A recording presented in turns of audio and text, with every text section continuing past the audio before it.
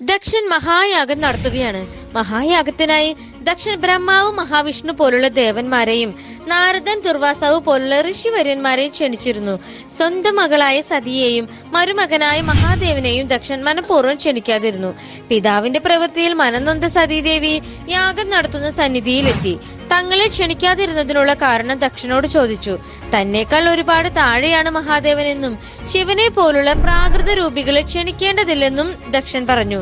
എല്ലാ ദേവന്മാരുടെയും ഋഷിവര്യന്മാരുടെയും മുന്നിൽ വെച്ച് തന്റെ പതിയെ ഇത്രയും അപമാനിച്ചതിൽ മനംനൊന്ത് സതീദേവി ആ യാഗാഗ്നിയിൽ ചാടി ശരീരം ദഹിപ്പിച്ചു.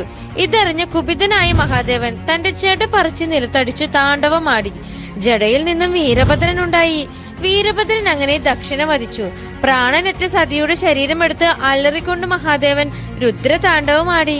കണ്ണൂർ കൊട്ടിയൂരിൽ നടക്കുന്ന ദക്ഷയാഗം ഇതുമായി ബന്ധപ്പെട്ടതാണത്രേ.